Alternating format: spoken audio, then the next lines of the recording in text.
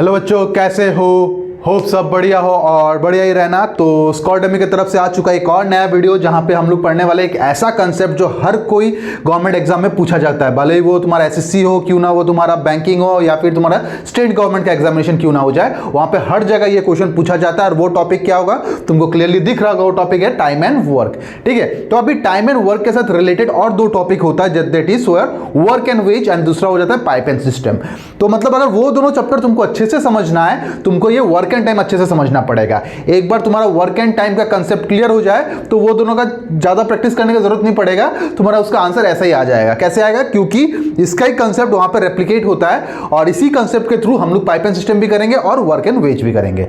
ठीक है, तो आज का क्लास को यहां पे शुरू करते हैं और सबसे पहले हम लोग ट्राई करेंगे कि कुछ उसका बेसिक समझे। ठीक है, हम लोग एकदम पूरा जीरो लेवल से स्टार्ट करेंगे और धीरे धीरे इसका लेवल को इंक्रीज करेंगे। ठीक है, तो आज का जो क्लास होने वाला है वो तुम्हारा पहला क्लास होगा, तुमको दिख रहा होगा यहाँ पे, इट इज पार्ट 1। ठीक है, और धीरे धीरे हम लोग पार्ट 1 पार्ट 2 करते जाएंगे और हर पार्ट में हम लोग अपना अपना लेवल को थोड़ा इंक्रीज करेंगे।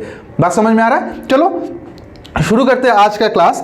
और तुमको तो इतना तो पता ही होगा ना वर्क एंड टाइम होता क्या है। बेसिक अगर तुम पहले से प्रिपेयर कर रहे हो तो तुमको ये चीज तो पता ही होगा कि वर्क क्या होता है, टाइम क्या होता है। अगर पता नहीं है तो टेंशन मत लो, मैं अभी समझा दूंगा कि वर्क क्या होता है, टाइम क्या होता है और उसको कैसे चीज अप्लाई किया जाता है। ठीक है, बस इतना समझ के रखो, जब भी वर्क एंड टाइम आ जाए तुम्हारे पास बस एक ही फॉर्मूला है, जिसको हम लोग क्या कहते हैं, यूनिवर्सल फॉर्मूला। यूनिवर्सल फॉर्मूला क्या हो जाएगा? Work is equal to time into efficiency. Time into efficiency.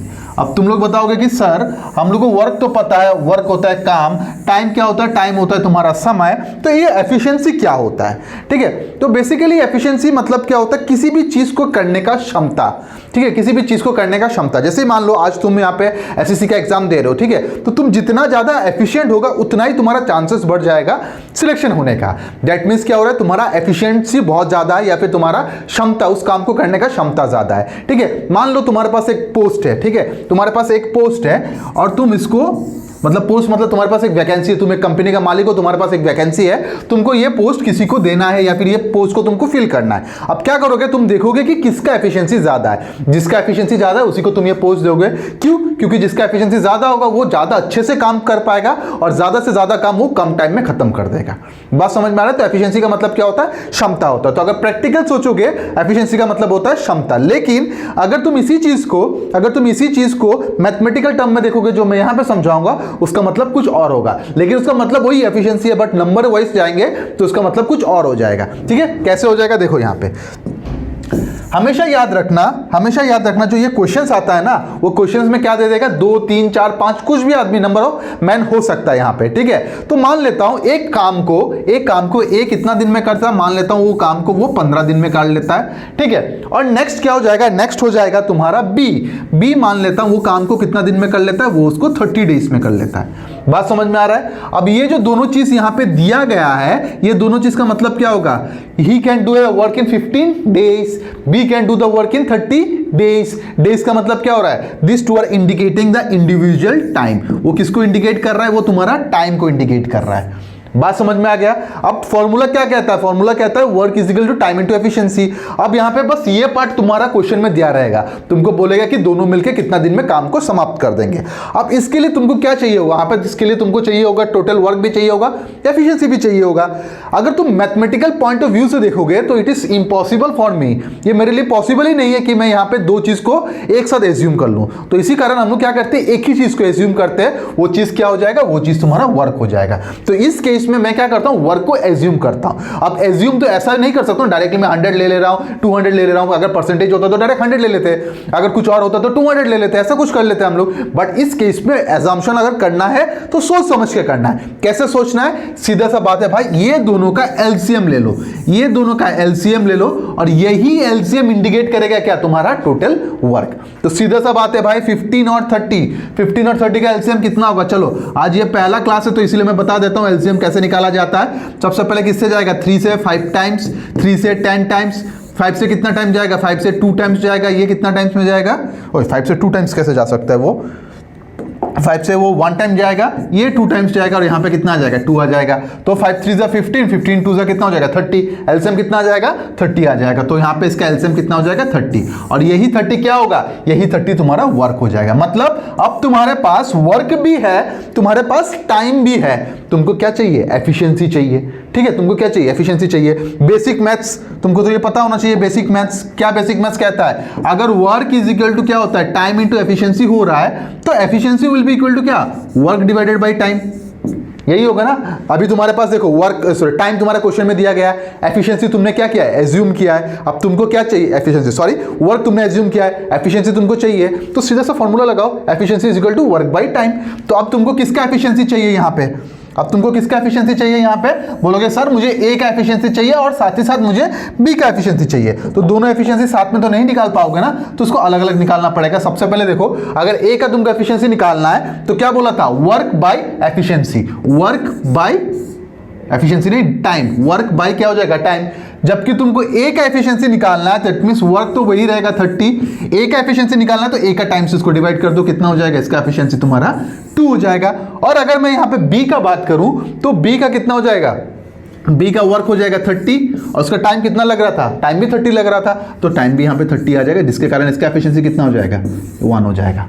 बात समझ में आ रहा है, क्लियर हो गया। अब मेरे पास तीनों चीज है, क्या क्या चीज, तीनों चीज, मेरे पास टाइम है, मेरे पास वर्क है जो मैंने एज्यूम किया था, और कैसे एज्यूम किया था, दोनों टाइम का एलसीएम ले लिया था मैंने। ठीक है, उसके बाद मेरे पास क्या आ गया, एफिशिएंसी आ गया। अभी एफिशिएंसी कैसे आ गया, मैंने वर्क को टाइम से डिवाइड कर दिया, मेरा एफिशिएंसी आ गया। अगर मुझे ए का एफिशिएंसी चाहिए तो ए का टाइम से मैं डिवाइड करूंगा, अगर मुझे बी का एफिशिएंसी चाहिए तो बी का टाइम से मैं इसको डिवाइड कर दूंगा।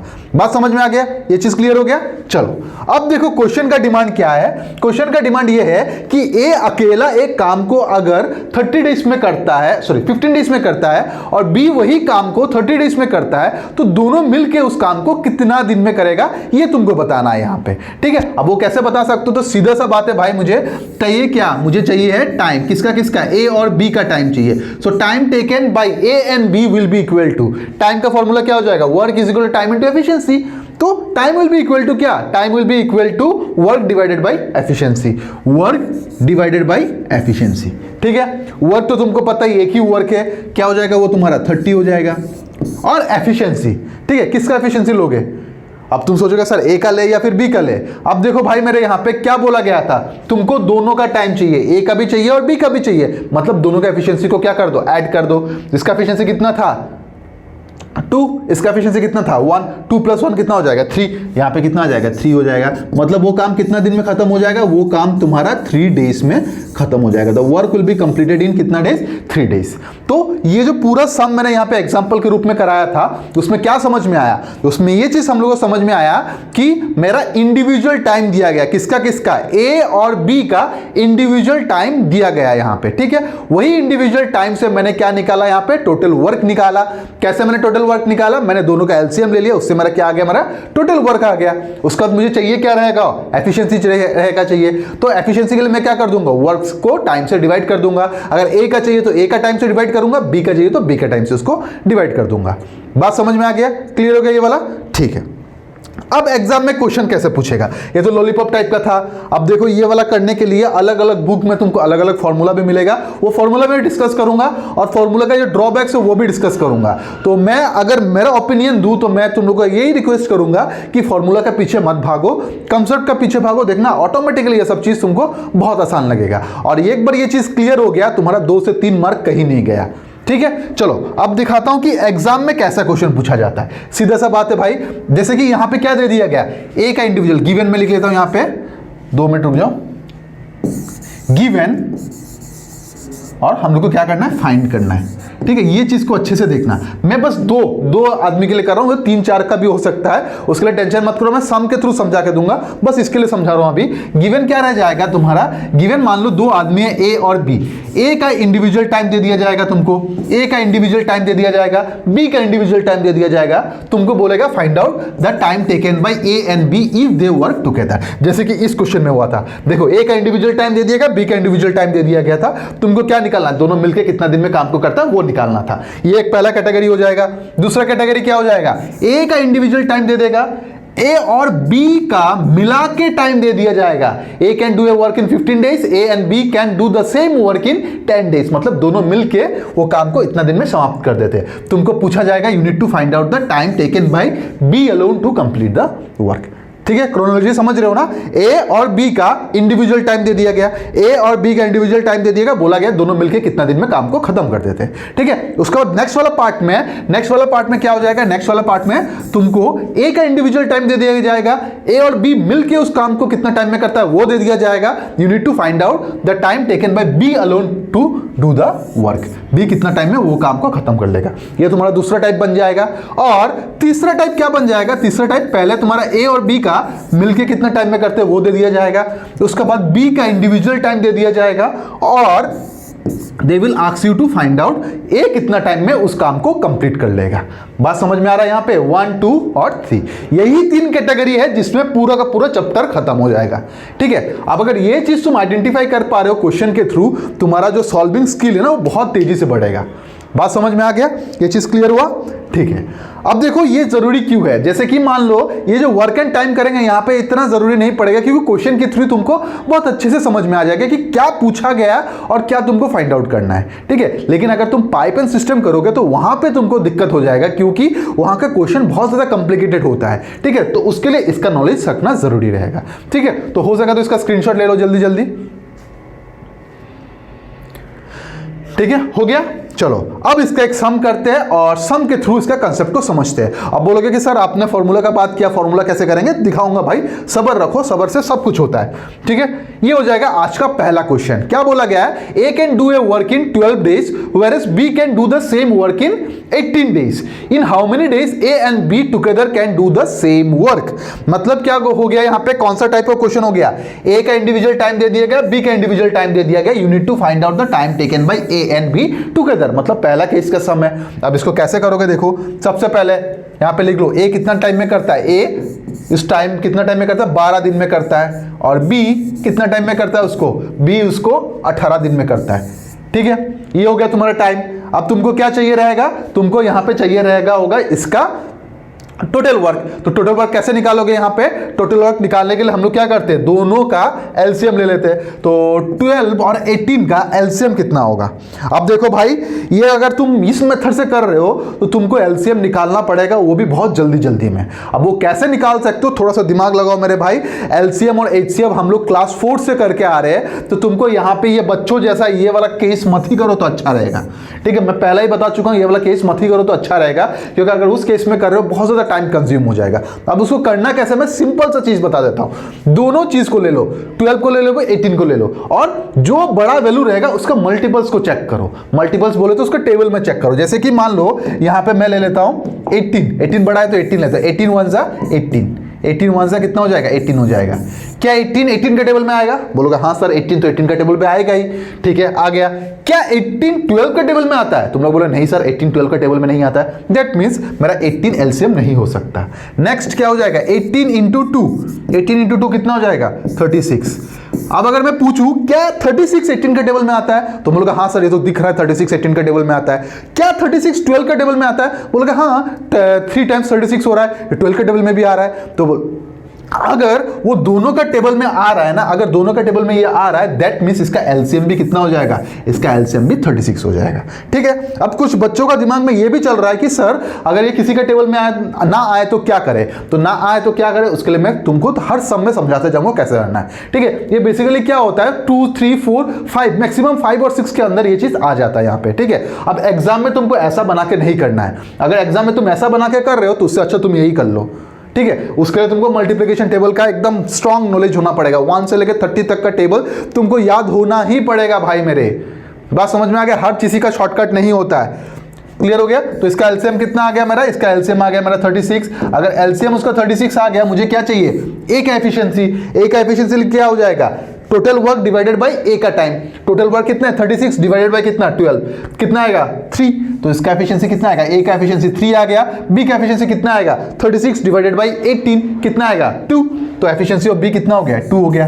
अब क्वेश्चन का डिमांड क्या है? क्वेश्चन का डिमांड है you need to find out the time taken by A and B to complete the work together. That is time taken by A and B to complete the work together is equal to total work by efficiency. Total work तो तुम्हारा 36 था जो तुमने LCM निकाल के निकाला था, ठीक है। अब क्या चाहिए तुमको, एफिशिएंसी चाहिए, जबकि दोनों मिलके काम कर रहे हैं, इसलिए दोनों एफिशिएंसी को क्या कर दोगे, सम अप कर दोगे। कितना आएगा, 2 और 3 का समेशन कितना आता है, 5 आता है। तो 36/5 किसी ऑप्शन में दिख रहा है, अच्छा यहाँ पे मिक्स सेक्शन में, कोई बात नहीं, इसको मिक्स सेक्शन में कन्वर्ट कर लेते, कितना आ जाएगा, 7 × 35 बचेगा 1/5 डेज। और ये 7 1/5 डेज कहां पे दिख रहा है, 7 1/5 डेज मुझे ऑप्शन नंबर बी पे दिख रहा है। So option number B will be the correct answer for this question. ये क्वेश्चन के लिए 7 1/5 will be the correct answer, ठीक है। अब कुछ बच्चे यहां पे ऐसे होंगे कि बोलेंगे कि सर हम लोगों को तो यहां तक समझ में आया, लेकिन ये कैसे आया, ये समझ में नहीं आया।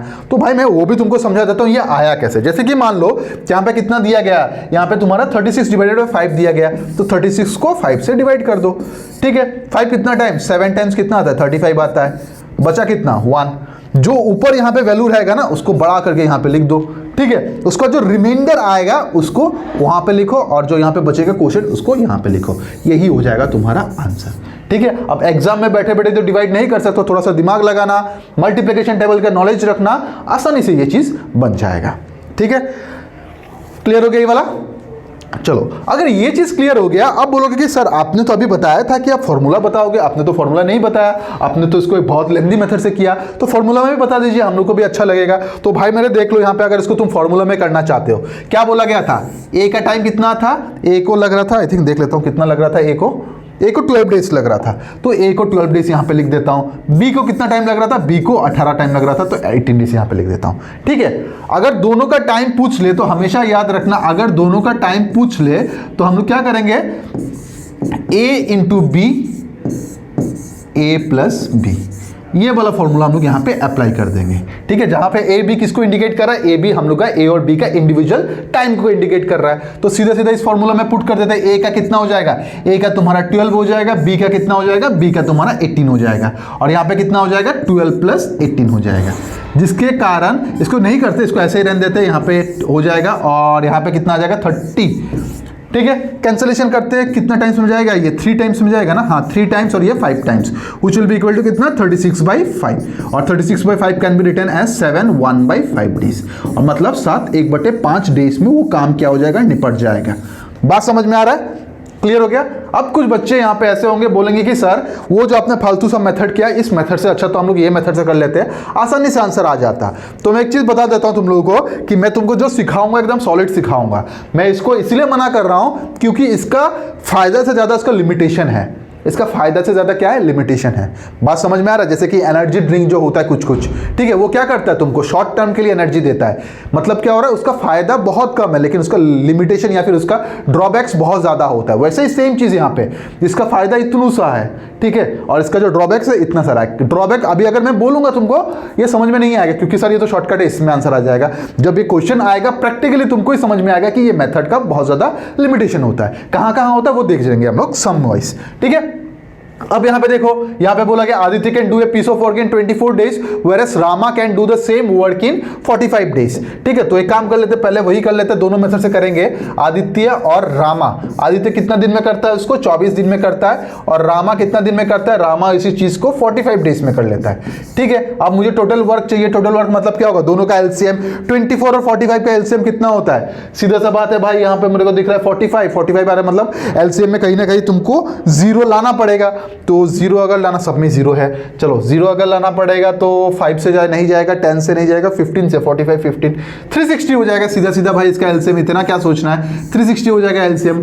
अगर मान लो तुम फंस जा रहे हो तो ज्यादा दिमाग मत लगा, चुपचाप वो वाला डिवीजन वाला मेथड कर लेना, कोई प्रॉब्लम नहीं होगा यहाँ पे, ठीक है।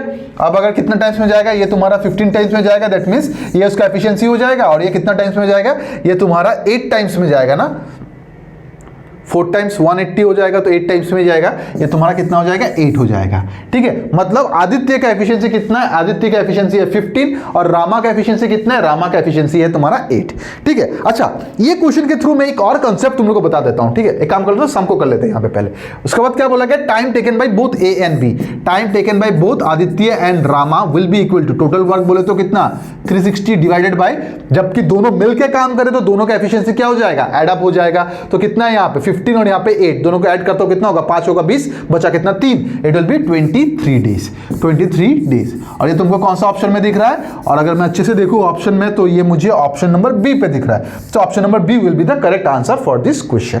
ठीक है, अब कुछ बच्चे बोलेंगे कि सर इसमें अगर कर लिया तो फॉर्मूला वाला से भी कर दो, तो मैं मेथड नंबर 2 से भी कर देता हूं। मेथड नंबर 2 क्या बोलता है कि time taken by both Aditya and Rama will be equal to Aditya और रामा का टाइम का product that is 24 into 45 divided by दोनों का सम कितना आ जाएगा, 69 आ गया। कैंसिलेशन करना है कर लेते हैं, कैंसिलेशन किससे जाएगा, 3 से जाएगा। 3 कितना टाइम्स, 8 टाइम्स, 3 कितना times, 23 times, which will be equal to कितना, 360 बाई 23 डेज। कितना हो जाएगा, 360 बाई 23 डेज। ठीक है, अब यही सम से एक और कंसेप्ट समझ लेते हैं जो कंसेप्ट तुमको आगे काम आएगा। अभी तो काम नहीं आएगा, लेकिन जब आगे बढ़ते जाओगे तो ये कंसेप्ट तुम्हारा बहुत काम आएगा। कौन सा कंसेप्ट मैं समझा देता हूं, इसी चीज को मैं यहाँ पे लिख लेता हूं ना, एक और स्लाइड ऐड कर लेता हूं। आदित्य को लिख लेता हूं यहाँ पे, रामा को लिख लेता हूं यहाँ पे। आदित्य को कितना टाइम लग रहा था, आदित्य को 24 और रामा को 45, 24 और 45। ठीक है, दोनों का एलसीएम कितना हो जाएगा, दोनों का एलसीएम हो जाएगा 360, जिसके कारण इसका एफिशिएंसी कितना आ जाएगा, इसका एफिशिएंसी आ जाएगा 15, और इसका एफिशिएंसी कितना आ जाएगा, इसका एफिशिएंसी आ जाएगा तुम्हारा 8। ठीक है, अब यहां से तुमको एक चीज नोटिस करना पड़ेगा, वो चीज क्या हो जाएगा, तुम्हारा टाइम और एफिशिएंसी का रिलेशन, टाइम और एफिशिएंसी का रिलेशन। ठीक है, हमेशा याद रखना time is inversely proportional to efficiency. Time is inversely proportional to efficiency. Inversely proportional to efficiency का मतलब क्या हो रहा है यहां पे, मतलब हो रहा है कि अगर तुमको टाइम ज्यादा लग रहा है दैट मींस तुम एफिशिएंट कम हो। इसका जीता जाता एग्जांपल यहां पे देखो, इसका टाइम कितना लग रहा है 24, मतलब कम टाइम लग रहा है, जिसके कारण उसका एफिशिएंसी देखो ज्यादा है, इसके कंपैरिजन में इसका एफिशिएंसी ज्यादा है ना। यहां पे देखो सेम, रामा को 45 डेज लग रहा है, मतलब ज्यादा टाइम लग रहा है। अगर ज्यादा टाइम लग रहा है तो उसका एफिशिएंसी क्या हो जाएगा, कम हो जाएगा। मतलब समझ में आ रहा है ना, यहां पे उसका टाइम ज्यादा लग रहा है, एफिशिएंसी कम है, उसको टाइम कम लग रहा है, एफिशिएंसी क्या हो जाएगा, ज्यादा हो जाएगा। एक एग्जांपल के थ्रू समझाता हूं, जैसे कि मान लो मैं तुमको एक क्वेश्चन देता हूं, कुछ बच्चे ऐसे होंगे जो 5 मिनट में कर देंगे, कुछ बच्चे ऐसे जो 30 सेकंड्स में कर देंगे, कुछ बच्चे ऐसे भी है जहां पे उसको 1 घंटा भी टाइम लग जाएगा। ठीक है, तो जिसको जितना ज्यादा टाइम लगेगा उसका एफिशिएंसी उतना कम है। ठीक है, मतलब उसका एफिशिएंसी उतना कम है, जिसको 30 सेकंड्स टाइम लगेगा उसका एफिशिएंसी बहुत ज्यादा है। मतलब समझ में आ रहा है, टाइम ज्यादा एफिशिएंसी कम, एफिशिएंसी कम टाइम ज्यादा। बात समझ में आ गया, that means they are inversely proportional. ये अभी के लिए कॉपी में लिख के रखो। ठीक है, ये बाद में बहुत ज्यादा काम आएगा। ठीक है, कुछ क्वेश्चन ऐसा भी होता है जहां पे तुमको वर्क निकालने का जरूरत ही नहीं पड़ता है, वहां पे तुम्हारा एफिशिएंसी से काम चल जाता है, तब ये वाला कंसेप्ट काम आ जाएगा। बात समझ में आ गया, क्लियर हो गया। चलो, अगर ये क्लियर हो गया, let's move to the next question और देखते हैं कि नेक्स्ट क्वेश्चन क्या दिया गया यहाँ पे। P and Q together can do a work in 12 days। जो दिया गया उसको लिख लेते हैं यहाँ पे, P and Q can do a work in कितना days, 12 days। P alone can do the same work in, P alone can do the same work in कितना days, 36 days। In how many days can alone do, alone कौन होगा भाई, मेरे question में कुछ है, चलो यहाँ पे देखते हैं। 36 दिनों में कर सकता है अकेले उस काम को 2/3 भाग कितने दिन, कौन भाई, कौन, क्यू ही होगा यहाँ पे। ठीक है, यहाँ पे क्यू होगा। इन how many days can Q alone. ठीक है, यहाँ पे क्यू मिस हो गया। ठीक है, Q alone can do the same work. ये सब गोली मारो, 1/3 जो दिया गया उसको गोली मारो, सबको गोली मारो। यहाँ पे मैं एक्साइटेड क्यों हूं, क्योंकि यहीं पे आ गया तुम्हारा ड्रॉबैक ऑफ द फॉर्मूला। लगाओ मेरे ड्रॉबैक यहाँ पे, लगा के बताओ आंसर कितना आ रहा है, और अगर आंसर आ गया तो बता देना मुझे, मैं पढ़ाना छोड़ दूंगा।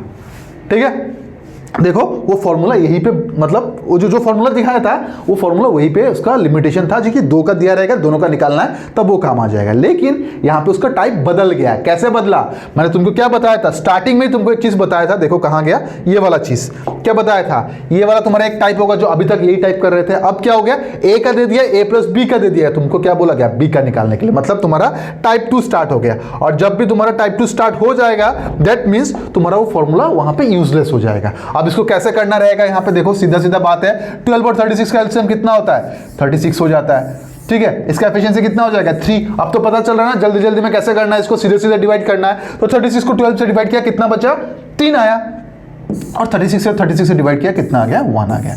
अब बोलोगे कि सर इतना तो हम लोगों ने कर लिया, लेकिन अगर मुझे यहाँ पे Q का टाइम चाहिए, दैट मीन्स मुझे Q का एफिशिएंसी भी चाहिए होगा। तो सर मुझे बताइए मैं Q का एफिशिएंसी कैसे निकालूं।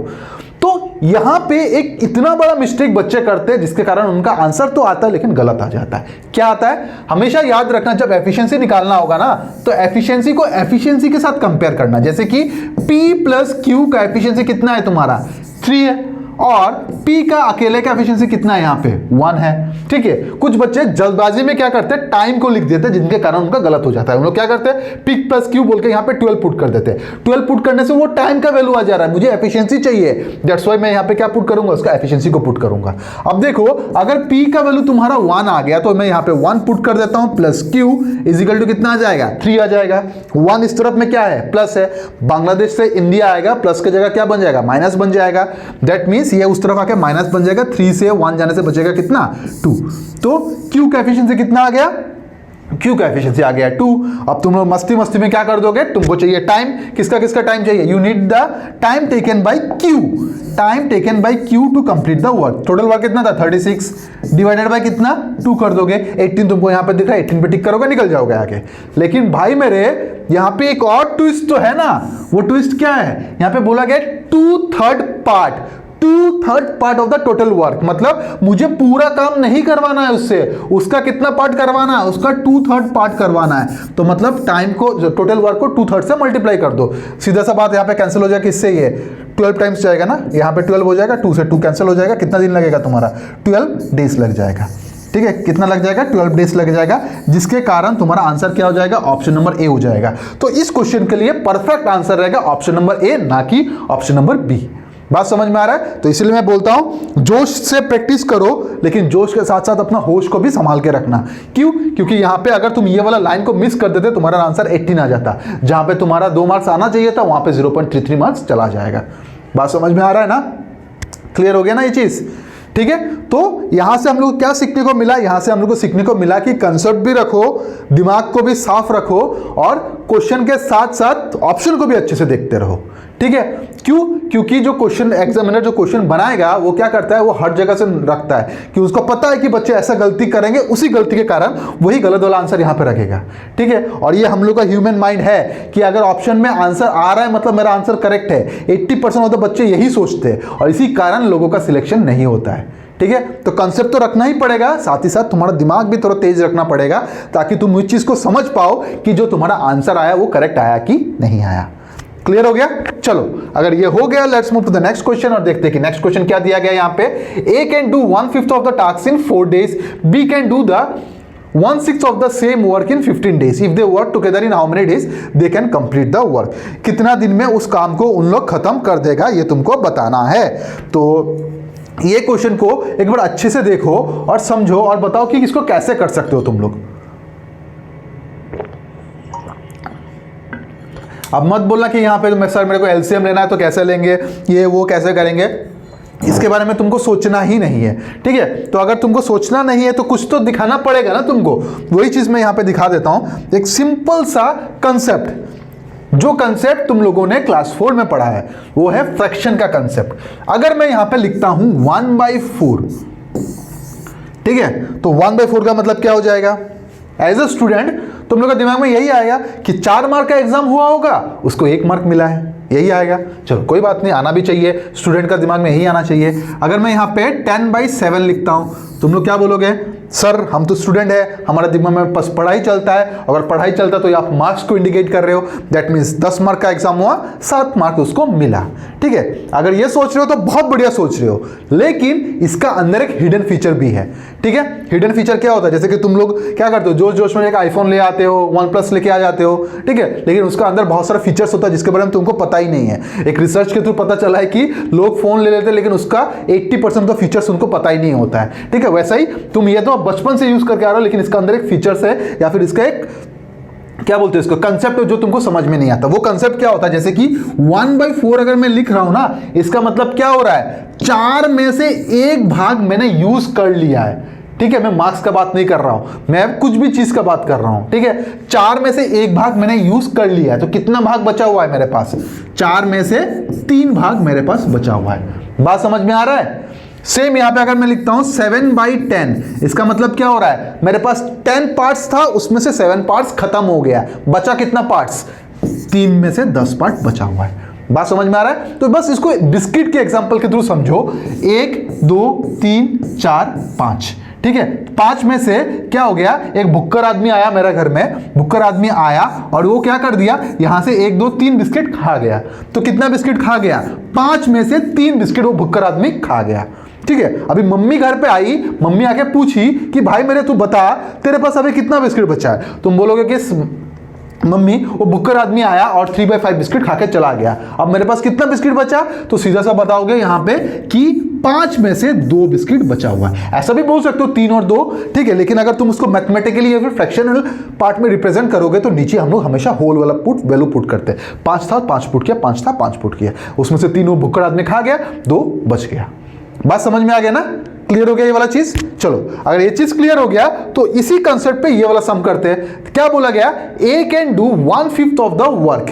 क्या करता है, ए 1/5 ऑफ द वर्क कितना दिन में कर लेता है, 4 डेज में कर लेता है। वो क्या कर लेता है, 4 डेज में कर लेता है। और नेक्स्ट क्या बोला गया, B does 1/6 of the work, 1/6 of the work in 5 days. कितना दिन में कर लेता है, 5 दिन में कर लेता है, ठीक है। अब बोलोगे कि सर ये तो कुछ समझा नहीं, आप समझाइए इसको कैसे करना है। तो यही वाला पार्ट में समझा देता हूं, ये वाला पार्ट समझाता हूं, बाकी तुमको ऐसे समझ में आ जाएगा, ठीक है। जैसे कि अगर मान लो क्या था, 1/4 of the work in 5 days. ओहो गलत लिख रहा हूं, उल्टा। 1/4 ऑफ द वर्क इन कितना डेज, 5 डेज। मतलब क्या हो रहा है, 4 में से एक भाग, 4 में से एक भाग करने के लिए मुझे कितना दिन लग जा रहा है, 5 डेज लग जा रहा है। 4 में से एक भाग करने में मुझे कितना दिन लग जा रहा है, 5 दिन लग जा रहा है। तुमको कितना करवाना है, 4 काम करवाना है, तो 4 डेज। एक दिन के लिए, एक काम के लिए 5 दिन लग रहा है, तो 4 काम के लिए कितना दिन लग जाएगा, सीधा सा बात, तुमको कितना दिन लग जाएगा, 20 डेज लग जाएगा। दैट मीन्स अगर इस क्वेश्चन में मैं देखूं तो मुझे टोटल डेज कितना लग जाएगा पूरा काम को करने के लिए। एक काम को करने के लिए 4 दिन, 5 काम को करने के लिए कितना दिन, 20 डेज, 20 डेज। सेम यहां पे एक काम को करने के लिए 5 दिन, 6 काम को करने के लिए कितना दिन, 6 × 5 30 हो जाएगा, ठीक है। अब कुछ बच्चे ऐसे होंगे कि सर मुझे कंसेप्ट तो सीखना ही नहीं है, अब मुझे बताओ इसको करना कैसा है। सीधा सा बात, मुझे कंसेप्ट नहीं सीखना है, मुझे बताओ आंसर कैसे आना है। तो देखो भाई, अगर ऐसा क्वेश्चन आ गया, सीधे सीधे डिनोमिनेटर में देखना कितना दिया गया है और नंबर ऑफ डेज को कितना दिया गया है, दोनों को चुपचाप मल्टीप्लाई कर दो, जो आएगा वही तुम्हारा। तो 5 × 4 20 आ गया। और यहाँ पे भी सेम चीज देखो, 6 है यहाँ पे, 5 है यहाँ पे, दोनों को मल्टीप्लाई करो, कितना आ जाएगा तुम्हारा, 30 आ जाएगा। बात समझ में आ रहा है। अगर कुछ बच्चे यहाँ पे और डाउट आ रहा है कि बच्चे बोलेंगे नहीं सर मुझे और अच्छे से समझाओ, तो अगर मान लो यहाँ पे 3/5 को कितना दिन में लग रहा है, मान लेता हूँ 10 डेज पे लग जा रहा है, ठीक है। 10 डेज नहीं करता हूँ, उसको 15 डेज कर लेता हूँ, 15 डेज लग रहा है, ठीक है। तो आप बोलोगे कि सर आपने तो बताया था नीचे के साथ इसको मल्टीप्लाई कर देंगे, ऊपर का क्या करेंगे। तो देखो मेरे भाई, अगर ऐसा भी क्वेश्चन आ जाता है जो ऊपर वाला वैल्यू तुमको यूज करना पड़ जाए, तो सीधा सीधा लिख लेना यहाँ पे 15, नीचे का वैल्यू के साथ मल्टीप्लाई बोला सर ने, तो करने का तो कर लो यहाँ पे मल्टीप्लाई, और नीचे क्या कर दोगे, ऊपर जो वैल्यू है उससे उसको डिवाइड कर दोगे, कितना हो जाएगा यहाँ पे 5 5 कितना 25 डेज। बात समझ में आ रहा है। बस वही वाला कंसेप्ट यहाँ पे भी लगा है, दोनों को मल्टीप्लाई कर दो और ऊपर वाला वैल्यू से डिवाइड कर दो। तो 1 से डिवाइड करने का मतलब क्या होता है, वही रहने वाला है, तो कोई सीन बनेगा नहीं यहाँ पे, ठीक है। अब तुमको ए का मिल गया, बी का मिल गया। ए को कितना टाइम लगता है पूरा काम कंप्लीट करने के लिए, 20 डेज, और बी को कितना काम लग जाता है, 30 डेज लग जाता है। मतलब ये दोनों का एलसीएम कितना हो जाएगा, ये दोनों का एलसीएम हो जाएगा तुम्हारा 60। दोनों का एलसीएम कितना हो जाएगा, 60। अगर दोनों का एलसीएम हो गया तुम्हारा 60, तो एफिशिएंसी कितना हो जाएगा, सीधा सा बात है भाई, इसका एफिशिएंसी 3 हो जाएगा, इसका एफिशिएंसी कितना हो जाएगा, 2 हो जाएगा। बात समझ में आ गया। अब क्या पूछा क्वेश्चन में, in if they work together in how many days they can do the complete work. Complete work को करने में उसको कितना दिन लग जाएगा, that means you need to find out the time taken by A and B together to complete the work, that is यहाँ पे 60।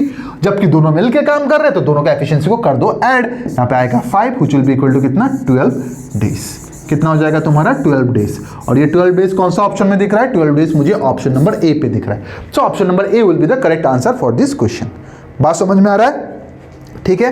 अभी तुम लोग को शायद ये बोरिंग लग रहा होगा, लेकिन भाई मेरे एक बार कंसेप्ट बिल्ड कर लो, बहुत मजे से ये चैप्टर बनेगा, ठीक है। और जो तुम्हारा 2 से 3 मार्क का जो क्वेश्चन आता है, जो बड़ा बड़ा यूज क्वेश्चन आता है, वो भी हम लोग डिस्कस करेंगे, ठीक है। कुछ बच्चे यहाँ पे ऐसे बैठे हैं जिनको बड़ा बड़ा क्वेश्चन चाहिए होता है, ठीक है, तो वो भी हम लोग करेंगे। लेकिन भाई पहले बेस बना लेते हैं ना, बिना फाउंडेशन का अगर बिल्डिंग बनाएंगे तो बिल्डिंग गिरेगा ही यहाँ पे। तो वही वाला चीज मैं यहाँ पे कर रहा हूँ, फाउंडेशन बना लेते हैं, उसके बाद आसानी से क्वेश्चन कर लेंगे, ठीक है। चलो अगर ये हो गया, let's move to the next question और देखते हैं कि नेक्स्ट क्वेश्चन क्या बोला गया। A alone can do a work in 30 days, B alone can do the same work in 60 days if they work together for 5 days, then what part of the work will be left. अब मजा आएगा question में, ठीक है, अब मजा आएगा question में। अब तुम लोग का काम क्या रहेगा, यहाँ पे तुम लोग का काम रहेगा सबसे पहले निकालो इसका एलसीएम, और वो जो स्पाइडर वाला जाल है बनाया था मैंने, वो जाल को तुम लोग बनाओ और बताओ कि उसका आंसर क्या हो सकता है। जल्दी जल्दी करो।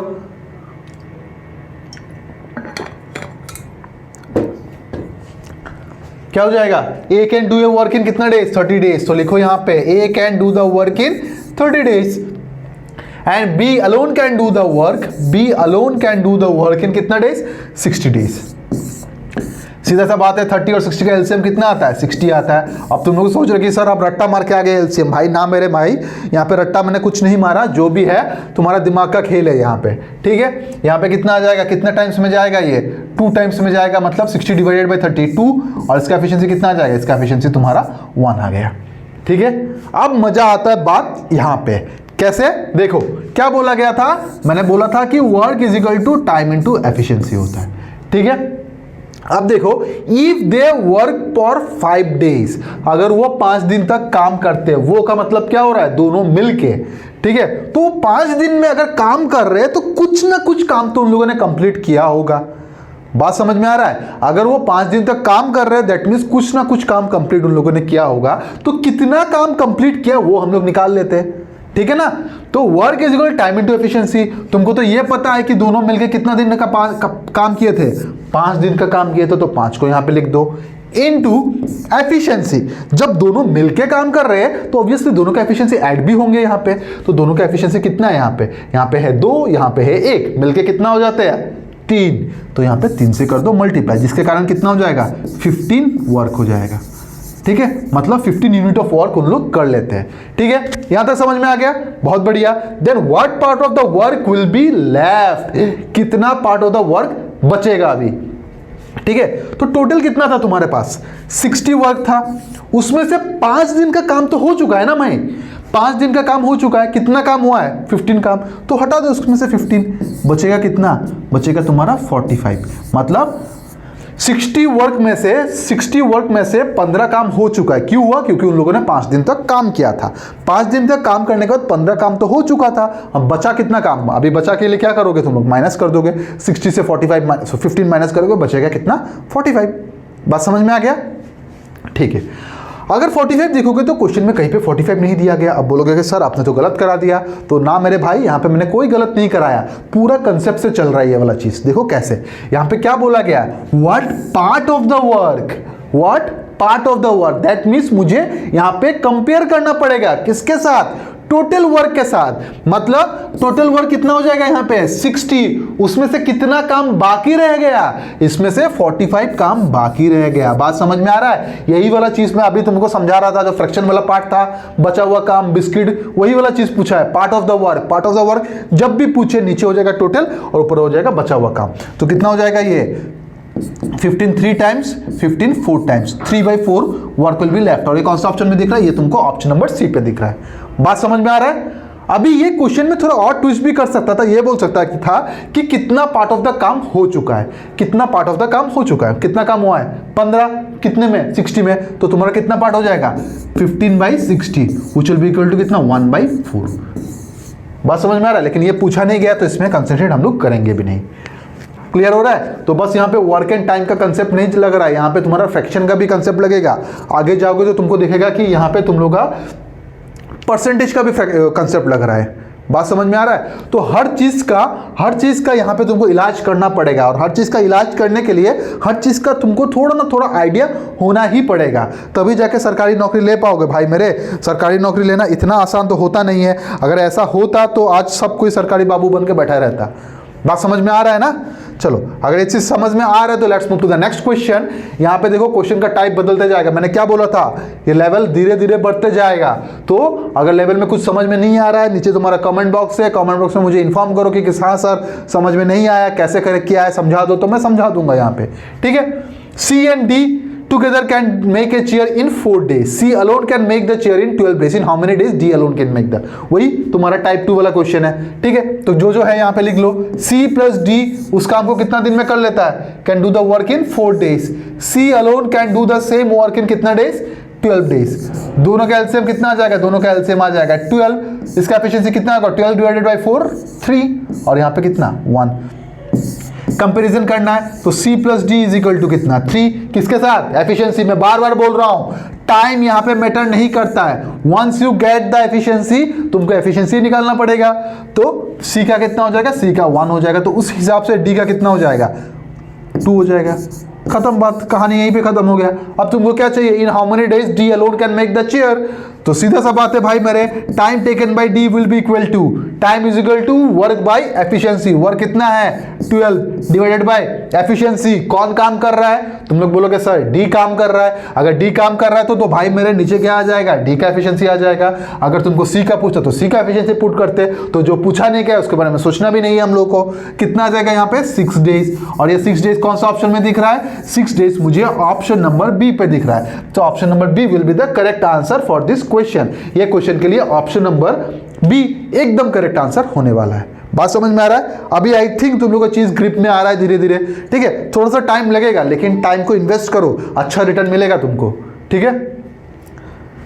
अब मत बोलना कि investment is subjected to market risk, क्या क्या बोलता है तो वो नहीं है. यहाँ पे इन्वेस्टमेंट अगर करोगे तो अच्छा रिटर्न मिलेगा, वो गारंटी लिख के रखो, ठीक है. कोई मार्केट रिस्क का अंदर नहीं आएगा वो चीज, ठीक है. चलो नेक्स्ट पार्ट कर लेते हैं. यहाँ पे A can do 1/4 of the work in 9 days whereas B can do 2/3 part of the same work in 28 days working together. क्या लॉलीपॉप क्वेश्चन दिया है ना. अब बोलोगे सर हम लोग का फ्रैक्शन का आइडिया है, सबका आइडिया है, एकदम ऐसे चुटकी में करेंगे. तो कर लेते चुटकी में भाई. देखो A can do the work in कितना days, 1/4 days, sorry 1/4 part in कितना डेज, 9 days, ठीक है. और बी कैन डू कितना, B can do the work 2/3 of the work in कितना डेज, कहां गया 28 days, ठीक है. अब बोलोगे सर अभी कैसा करना है, तो मैंने क्या बोला था, नीचे के साथ उसका मल्टीप्लाई करो. यहाँ पे कितना आ जाएगा, सीधा सीधा 36 आ जाएगा. तो यहाँ पे मैं 36 लिख देता हूँ, ठीक है. अब अगर यहाँ पे देखो तो मैंने क्या बोला था, इसके साथ इसका मल्टीप्लाई करो, इसको उसके साथ डिवाइड कर दो, यही बोला था ना. तो इसके कारण क्या हो जाएगा यहाँ पे 28 इंटू क्या, नीचे वाले से मल्टीप्लाई ऊपर वाले से डिवाइड, कितना हो जाएगा 14, कितना हो जाएगा 42, ठीक है. इसको मैं अलग से लिख लेता हूँ यहाँ पे, नहीं तो वहाँ पे एलसीएम निकालने में प्रॉब्लम हो जाएगा. यहाँ पे आएगा 36, यहाँ पे कितना आ जाएगा 42, ठीक है. 36 आएगा और यहाँ पे 42 आ जाएगा. 36 और 42 का एलसीएम कितना होता है, 42 ही आता है ना. हाँ 42 आता है. ये दोनों का एलसीएम कितना आ जाएगा, बड़ा वैल्यू कौन सा है 42, 36 टू 72 होगा क्या. यहाँ पे ऑप्शन में तो बहुत बड़ा बड़ा वैल्यूज दिया गया है, वो भी डेसिमल में दिया गया है. कोई ऑप्शन से उठा सकते हैं क्या हम लोग, ये वाला तो होगा नहीं क्योंकि ये दोनों का LCM should be an even number. अब उन दोनों में से एक होगा. एक काम कर लेते हैं, एलसीएम निकाल ही लेते हैं ना, अच्छा रहेगा ये चीज़. तो 36 और 42 का एलसीएम किससे जाएगा, सीधा सीधा मैं 6 से करता हूँ ना. 6 6 36, 6 7 टाइम्स 42 इंटू 6, 42 इंटू 6, 6 2 12, 24 25, 52 है क्या, हाँ है. तो इसका एलसीएम कितना हो जाएगा 252, ठीक है. ये मैं आंसर मेरे को मिल गया, यही तुम्हारा आंसर है क्योंकि फ्रैक्शन में दिया गया, यही तुम्हारा आंसर होगा. कोई बात नहीं, कर लेते हैं. तो कितना टाइम्स में जाएगा, ये 6 टाइम्स में जाएगा. और ये कितना टाइम्स में जाएगा, ये तुम्हारा 7 टाइम्स में जाएगा, ठीक है. अभी time taken by A and B together, time taken by A and B together will be equal to total work बोले तो 252 डिवाइडेड बाई दोनों का sum which is equal to कितना 13. और that means time taken will be equal to 252 divided by 13 number of days. बात समझ में आ रहा है, क्लियर है. तो ये जो मैंने तुमको शॉर्टकट एलसीएम निकालने का तरीका बताया था तुम लगा सकते हो, लेकिन यहाँ पे मेरा दिमाग काम नहीं किया. क्यों, क्योंकि यहाँ पे 42 एक ऑड नंबर आ गया, ठीक है. तो उसका टेबल याद करना थोड़ा मुश्किल होता है, इसी कारण मैंने यहाँ पे एलसीएम निकाल लिया और यही तुम्हारा आंसर हो जाएगा. और मैं बार बार एक ही चीज़ बोलता रहता हूँ कि भाई मेरे ऑप्शन पर भी ध्यान रखो. ऑप्शन में ध्यान था, इसी कारण मुझे आंसर निकालने में इतना दिक्कत हुआ नहीं है, ठीक है. अगर मैं होता तो मुझे यहाँ पे 152 देखते मैं यहीं पे टिक करके आता, मैं उसका क्या बोलते हैं उसको एफिशिएंसी निकालने नहीं जाता. बात समझ में आ गया. चलो अगर ये चीज समझ में आ गया, let's move to the next question और देखते हैं कि नेक्स्ट क्वेश्चन क्या दिया गया. A B C can do a work in 420 and 60 days respectively, working together in how many days they can do, wow 1/3 of the work. जोश को काबू में रखो। अब मत सोचना, मेरे को गाली मत देना कि सर आपने 2 का बताया 3 का नहीं बताया, तो 3 का बता देता हूं भाई। 2 का जो था 3 का भी वही होगा, क्या ही अलग होता है यहाँ पे। A B C, A can do the work in कितना days, 4 days. B can do the work in कितना days, 20 days. C can do the work in कितना डेज, 60 डेज। क्लियरली दिख रहा है भाई, यहाँ पे सोचने का जरूरत ही नहीं। सबका एलसीएम कितना हो जाएगा, 60 हो जाएगा। कितने टाइम्स में जाएगा ये, 15 टाइम्स में जाएगा। ये कितना टाइम्स में जाएगा तुम्हारा, 3 टाइम्स में जाएगा। और ये कितना टाइम्स में जाएगा, ये तुम्हारा 1 टाइम में जाएगा। सीधा सा बात। Time taken by all the 3 together, time taken by all the 3 together will be equal to, total work बोले तो कितना, 60 डिवाइडेड बाय, तीनों अगर मिलके करे तो तीनों का एफिशिएंसी भी आना चाहिए, तो कितना होगा, 15 + 3 होता है 18, 18 + 1 कितना होता है 19, 60/19। और 16/19 देख के तुम यहाँ पे बोलोगे कि सर ऑप्शन में तो नहीं दिया गया, मतलब आंसर गलत है। तो ना भाई मेरे, आंसर यहाँ पे गलत नहीं है, क्योंकि यहाँ पे क्या बोला है, 1/3 of the work, total work नहीं 1/3, मतलब इसका 1/3 कर दूं, टोटल वर्क का 1/3 कितना हो जाएगा यहाँ पे 20। It will be equal to कितना, 20/19 डेज, 20/19 डेज। और ये कौन सा ऑप्शन में दिख रहा है, ये मुझे ऑप्शन नंबर ए पे दिख रहा है। Option number A will be the correct answer for this question. बात समझ में आया, चीज क्लियर हो रहा है ना, ठीक है। अब देखो यहाँ पे प्रॉब्लम क्या होता है, यही वाला लाइन जो मैं बार बार बता रहा हूँ, पहले भी हम लोग कर चुके हैं, अभी कर रहे हैं। तो ये वाला जो लाइन है यहाँ पे, यही वाला लाइन बहुत बच्चे मिस कर लेते हैं, ठीक है। तो तुमको ये लाइन को मिस नहीं करना है, ठीक है। अगर क्वेश्चन पढ़ो, यहाँ तक पढ़ोगे, उसके बाद बोलोगे ओ अभी जो तीनों का ही पूछा है, तीनों का ही निकाल लेंगे, बस बिंदास कहानी, एकदम मैं हीरो ऐसा करके सो जाओगे, ठीक है। तो जहाँ पे तुमको प्लस आना चाहिए, वहाँ पे तुम्हारा माइनस आ जाएगा। तो अगर इतना तक क्वेश्चन पढ़ के मेहनत कर लिया है, तो आखिर वाला लाइन भी पढ़ लो भाई मेरे, ठीक है। क्या पता वहाँ पे कुछ ना कुछ ट्विस्ट दे दे, जैसे यहाँ पे ट्विस्ट दिया, जिसके कारण मेरा आंसर ये आया, और इसके लिए मुझे एकदम करेक्ट आंसर मिल जाएगा, जो कि है मेरा ऑप्शन नंबर ए। बात समझ में आ गया, क्लियर हो गया। चलो let's move to the next question. और देखो नेक्स्ट क्वेश्चन क्या बोला गया यहाँ पे, नेक्स्ट क्वेश्चन भी वही सेम टाइप ऑफ क्वेश्चन है, और इसको कैसे करना है देखो। A can do 1/3 of the work in 5 days. B can do 2/5 of the same work in 10 days. Working together for 6 days, the remaining work is completed by C in 18 days. C alone can do the same work in. क्या मस्त question है, एकदम बिंदास करना है, level wise करेंगे, each and every step को समझाऊंगा, उसके बाद इस क्वेश्चन को करेंगे यहाँ पे, ठीक है। देखो क्या क्या बोला गया, A can do 1/3 of the same work. A can do 1/3 of the same work in कितना डेज, 5 days. इन कितना days, 5 days. B can do the same work, B can do the same work, that is 2/5 of the work in कितना days बोला गया, इन 10 days. चलो 10 यहाँ पे लिख दिया। और कुछ C के बारे में बाद में बोला गया, तो C को हम लोग बाद में लेंगे यहाँ पे, ठीक है। अब यहाँ पे इसको टोटल निकाल लेते हैं। मैंने क्या बोला था, नीचे वाले से मल्टीप्लाई करो, कितना हो जाएगा, 15 हो जाएगा, 50 और 2 25 हो जाएगा, यहाँ पे सीधा सा बात है, ठीक है। इससे मल्टीप्लाई किया, 10 को 5 से मल्टीप्लाई किया हुआ 50, ऊपर का था 2 से उसको कर दिया डिवाइड, कितना हो गया 25 हो गया। अब इनका एलसीएम कितना हो जाएगा, सीधा सा बात है भाई, इनका एलसीएम हो जाएगा 75। 15 कितना टाइम्स, 15 तुम्हारा 5 टाइम्स, 15 कितना 25 कितना टाइम्स, 3 टाइम्स। तो ए का एफिशिएंसी कितना आ गया, ए का एफिशिएंसी 5, बी का एफिशिएंसी कितना आ गया, 3 आ गया। अब यहाँ पे शुरू करते हैं काम को। क्या होगा, दे वर्क टुगेदर फॉर 6 days. इन लोगों ने 6 दिन तक काम किया है। अगर 6 दिन तक काम किया तो 6 दिन तक तो टाइम पास नहीं किया है ना, 6 दिन तक कुछ ना कुछ तो काम किया होगा इन लोगों ने। कितना काम किया होगा वो निकाल लेते हैं। So work done in 6 days, तो वर्क इज इक्वल टू क्या होता है, work is equal to time into efficiency. कितना दिन तक काम किया था इन लोगों ने, 6 दिन तक काम किया, तो 6 काम किया इनटू एफिशिएंसी, जबकि दोनों ने मिलके काम किया, इसलिए दोनों का एफिशिएंसी भी मिला देंगे हम लोग। कितना आएगा, 8 आएगा, व्हिच इज इक्वल टू कितना हो जाएगा, 48। 80 है ना, हाँ, व्हिच इज इक्वल टू कितना, 48 हो गया। इतना काम हो चुका है। And the remaining work is completed by C in 18 days. अब रिमेनिंग काम निकालना पड़ेगा, कितना हो जाएगा, 75 था हमारा टोटल, उसमें से रिमेनिंग कितना हो जाएगा, 48। बचेगा कितना यहाँ पे, 15 से जाएगा, कितना बचेगा यहाँ पे, 7 होगा, ठीक है। 6 जाएगा, 27 हो जाएगा। कितना काम बग रिमेनिंग हो गया, यहाँ पे रिमेनिंग हो गया तुम्हारा 27, ठीक है। कितना हो गया, 27। अब remaining work is equal to कितना, 27 हो गया, ठीक है। अब यही रिमेनिंग काम को कौन निपटा रहा है, यही रिमेनिंग काम को सी निपटा रहा है। कितना दिन में, 18 दिन में। बस वही वाला कंसेप्ट लगाते हैं फिर से, वर्क इज इक्वल टू क्या होगा, टाइम इनटू एफिशिएंसी। इस बार वर्क के जगह में क्या आएगा, रिमेनिंग वर्क आएगा, that is 27 is equal to time, कितना दिन में निपटा रहा है उसको, 18 दिन में निपटा रहा है, तो 18 लिख दिया यहाँ पे, इनटू कौन निपटा रहा है, सी निपटा रहा है। सी का एफिशिएंसी पता है तुमको, नहीं पता है, तो यहाँ पे सी लिख देता हूँ, ठीक है। तो सी का एफिशिएंसी कितना आ जाएगा, 27/18, 18 कितना टाइम्स में जाएगा, ये 3 टाइम्स में जाएगा, ये तुम्हारा 2 टाइम्स में जाएगा, तो उसका एफिशिएंसी कितना आ जाएगा 3/2 आ जाएगा, या फिर 1.5 भी बोल सकते हो, ठीक एक्सक्यूज मी। तो कितना आ जाएगा तुम्हारा 3/2 आ जाएगा। अब तुमको क्या बोला गया, अब तुमको बोला गया कि वही काम को अगर सी अकेला करता तो कितना दिन में कर लेता, तो time taken by C will be equal to total work, कितना टोटल वर्क तुम्हारा 75 डिवाइडेड बाय किसका, सी का टाइम चाहिए तो सी का एफिशिएंसी से डिवाइड कर दो, तो सी का एफिशिएंसी से मैंने इसको डिवाइड कर दिया, that is 3/2 which will be equal to कितना 75 इंटू 2 ऊपर 3 नीचे, 3 कितना times 25 times, which will be equal to कितना 50 डेज। तो अकेला कितना दिन में काम को निपटा लेगा 50 डेज। और ये कौन सा ऑप्शन में दिख रहा है, ये मुझे ऑप्शन नंबर ए पे दिख रहा है। तो option number A will be the correct answer for this question. ये क्वेश्चन के लिए ऑप्शन नंबर ए एकदम करेक्ट आंसर होने वाला है। बात समझ में आ गया, ये चीज क्लियर हो गया, क्लियर हो गया ना। चलो अगर ये चीज क्लियर हो गया, let's move to the next question और देखते हैं कि नेक्स्ट क्वेश्चन क्या दिया गया है। A man can do 1/3 of the work in 15 days. B can do 75% of the same work in 18 days and C can do the same work in 36 days. Together 8 days in how many days? ये question रहेगा तुम लोग का homework question, ठीक है। अब यहाँ पे तुम लोग एक डाउट रहेगा कि सर 75% को कैसे करें।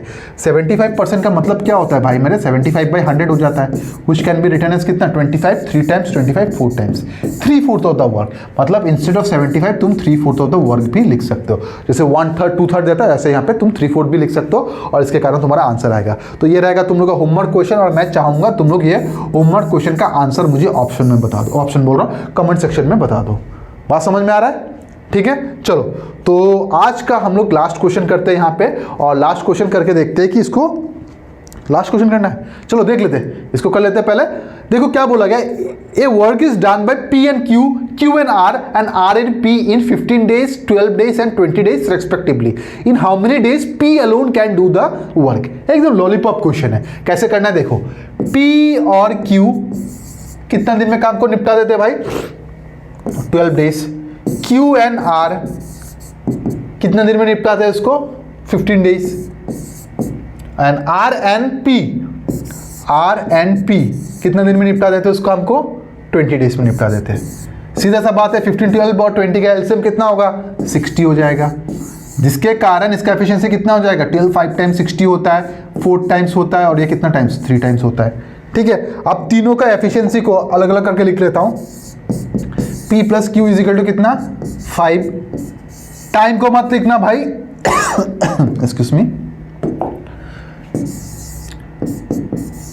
R इज इक्वल टू कितना 4 और यहाँ पे कितना आएगा R plus P is equal to कितना 3, ठीक है। ये तुम्हारा तीनों का एफिशिएंसी हो गया। लेकिन अभी तीनों का एफिशिएंसी या फिर तीनों इक्वेशन को सॉल्व करोगे बहुत ज़्यादा टाइम चला जाएगा। अब दिमाग को बस एक ही पॉइंट पे कंसंट्रेट करो, वो पॉइंट कौन सा हो जाएगा, in how many days P alone can do the work. P पे कंसंट्रेट करो, that means I need to find out the time taken by P alone. तो पी का अगर एफिशिएंसी निकालूंगा मेरा आंसर आ जाएगा। तो उस हिसाब से अगर मैं करूँ तो मैं क्या करता हूँ, मैं तीनों इक्वेशन को ऐड कर देता हूँ, ठीक है। दैट मीन्स ये इक्वेशन में क्या था P प्लस क्यू, यहाँ पे क्या था Q प्लस R, इसमें क्या था R प्लस P, और इधर से अगर देखूं राइट हैंड साइड में तो क्या होगा 5 प्लस 4 प्लस 3। बात समझ में आ गया। अब देखो यहाँ पे P कितना बार आया, 2 बार P आया, 1 बार 2 बार, तो यहाँ पे 2P लिख दिया। Q 2 बार आया तो 2Q लिख दिया मैंने यहाँ पे, और R भी कितना आएगा 2 बार आएगा तो 2R इज इक्वल टू कितना आएगा 9 3 12। बात समझ में आया। अब यहाँ पे 2 कॉमन ले लेता हूँ, कितना आएगा P plus Q plus R is equal to कितना 12 हो जाएगा। दैट मीन्स ये तीनों का एफिशिएंसी कितना हो जाएगा, ये तीनों का एफिशिएंसी तुम्हारा 6 हो जाएगा, ठीक है। अब तुम लोग बोलोगे कि सर मुझे ये तो तीनों का एफिशिएंसी नहीं चाहिए, मुझे तो बस P का एफिशिएंसी चाहिए। तो भाई मेरे यहाँ पे देखो, अगर तुमको P का एफिशिएंसी चाहिए, Q और R का एफिशिएंसी तो यहाँ पे ऑलरेडी दिया गया है ना, तो इसको यहाँ पे पुट कर दो, तुम्हारा क्या आ जाएगा P का एफिशिएंसी आ जाएगा। तो P will be equal to P plus Q का एफिशिएंसी, Q और R का एफिशिएंसी कितना है 4 है, 4 इधर आएगा, 4 उस तरफ जाएगा, तो 6 माइनस 4 कितना हो जाएगा 6 माइनस 4 2 बचेगा। तो P का एफिशिएंसी कितना आ जाएगा तुम्हारा 2 आ जाएगा।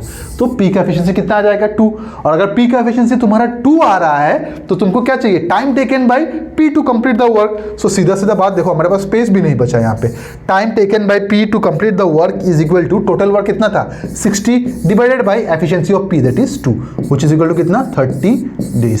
कितना हो जाएगा तुम्हारा 30 डेज।